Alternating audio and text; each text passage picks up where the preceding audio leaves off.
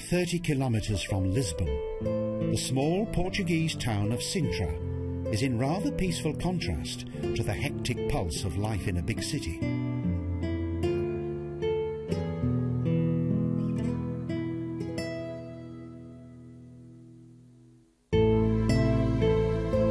Sintra is a peaceful and historic town.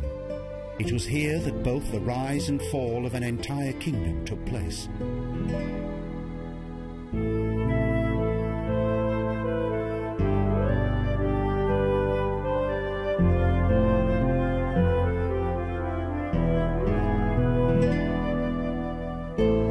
Because of its mild climate and favourable location, during the 15th century, the Portuguese royal family built a summer residence here.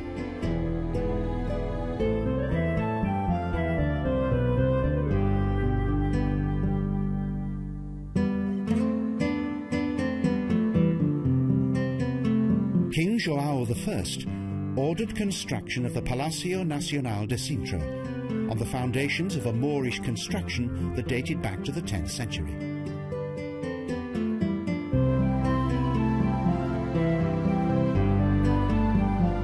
From the palace, there's a beautiful view across the Vila Velha, Sintra's old town, and its inhabitants have managed to retain the comfortable and relaxed atmosphere of the town right up to the present day.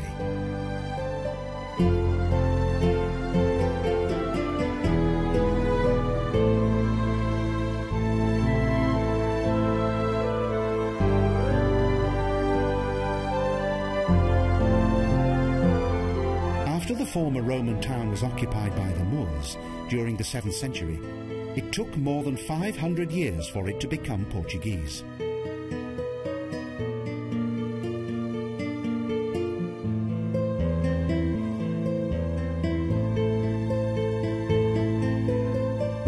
The Palácio Nacional de Sintra consists of a variety of architectural styles that include Moorish, Gothic and Manuelistic design.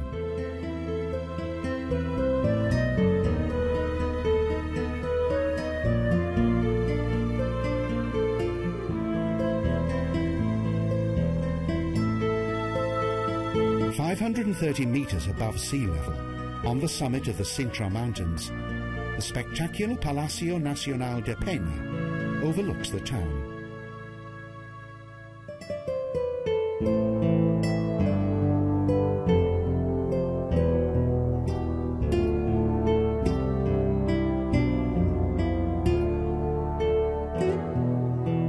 At first sight, its towers resemble minarets, symbols of a courageous and successful combination of numerous architectural traditions.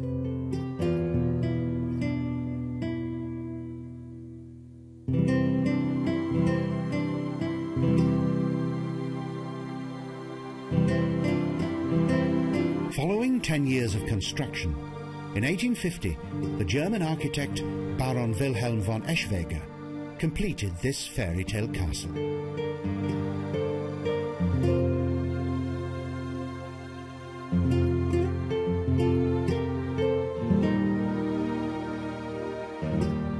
However, the first plans for the building were not made by the Baron, but by a German prince, Ferdinand von Sachsen-Coburg-Gotha.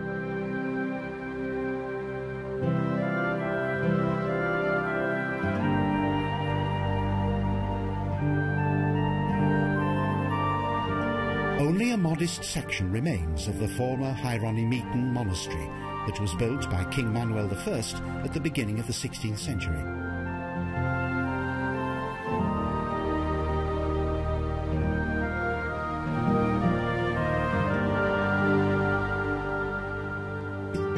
A cloister and a chapel were built within the Palácio Nacional de Pena. The majority of the buildings within the mountain monastery had already perished.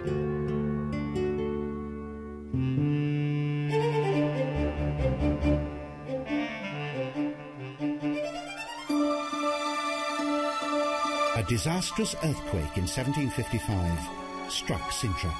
The monastery was damaged beyond repair.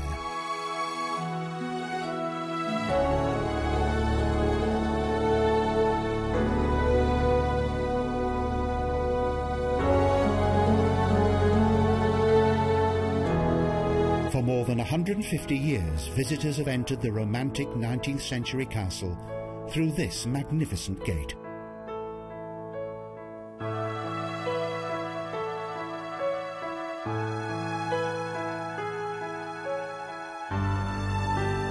The palace consists of a combination of architectural styles. These range from Gothic, Renaissance and Rococo.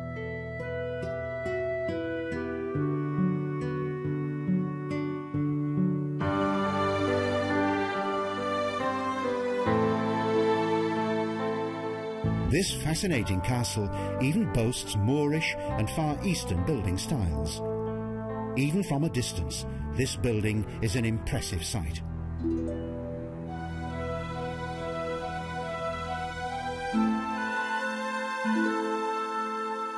With its 400 semi-exotic trees, Pena's 200-hectare wide park is ideal for walks and interesting tours.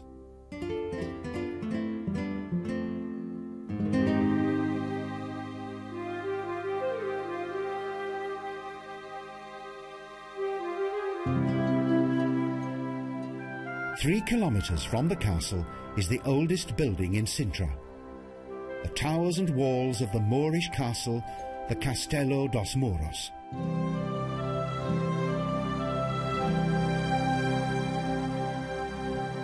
The 1,000-year-old ruins are famous for their breathtaking views that extend for several kilometers across the landscape, and sometimes as far as the Atlantic Ocean.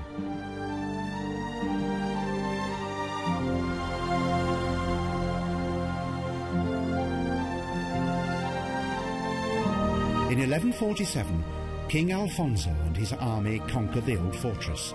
After the expulsion of the Moors, the first Christian chapel was built in this region.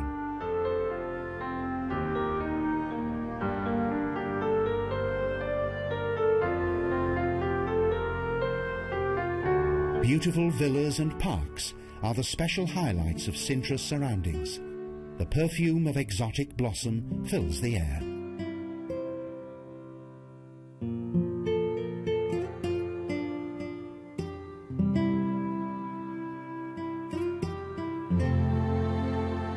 Sintra's gardens are the most beautiful in Europe.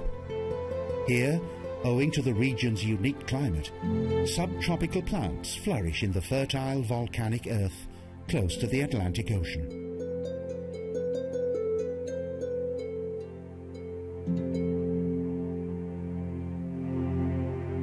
Sintra's three special features each possess their own unique charm. It is hardly surprising that this place has long been a popular sightseeing destination.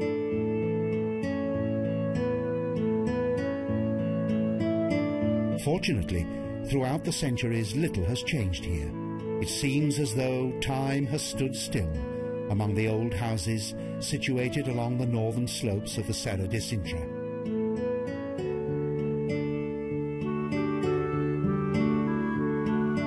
Not only people, but also animals are very much at home both in the town and within the surrounding forests.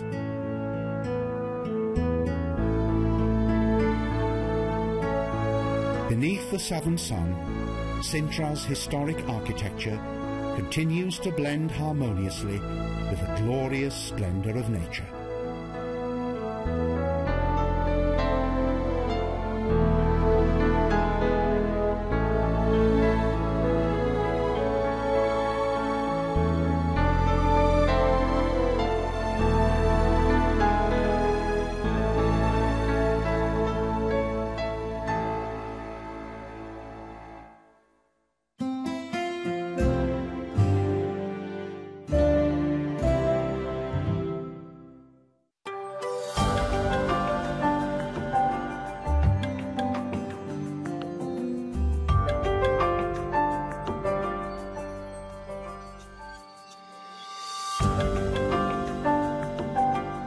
Nyt alkavassa Prisma-studiossa selvitetään, mistä on kyse, kun ihmisen syväjäädytyksellä yritetään huijata kuolemaa. Voiko elämän pysäyttää sadoiksi vuosiksi pakastamalla? Lisäksi Prisma-studion toimittaja matkaa huippuvuorille selvittämään, mitä tuomiopäivän holvi kätkee sisälleen. Ikiroutaiseen peruskallioon louhitun holvin suojissa on satoja tuhansia ympäri maailmaa tuotuja siemeniä. Mutta miksi?